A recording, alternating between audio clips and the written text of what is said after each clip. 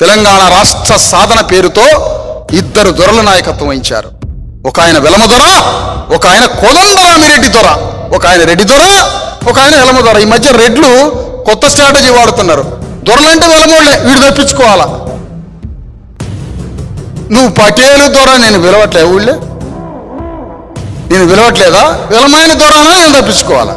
మరి నువ్వెవరి మన ప్రజల్లో కలిసిపోయేటోడా? నువ్వు పొద్దున్న లేస్తే రాత్రి దాకా మా ఇళ్లలో వచ్చి బోధినటోడా? నువ్వు ఒక రెడ్డి దొర, ఒక వెలమ దొర ఇద్దరు కలిసి తెలంగాణ ఉద్యమానికి నాయకత్వం వహించి నీళ్లు నిధులు నియామకాలు అన్నవే.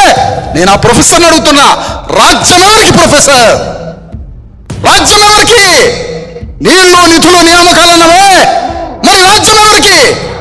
2000 సంవత్సరాల నుంచి తెలంగాణలో రెడ్లు, రావులు, కరణాలు మీ చేతిలోనే రాజ్యము, భూమి, సంపద, కోటలు, భవనాలు, గడులు, రాజ్య సంస్థానాలు మీ చేతిలో ఉన్నాయే. మరి నీళ్లు నిధులు నియామకాలని మా మెడకేసి రాజ్యం ఎవరి చేతిలోన్నాయా?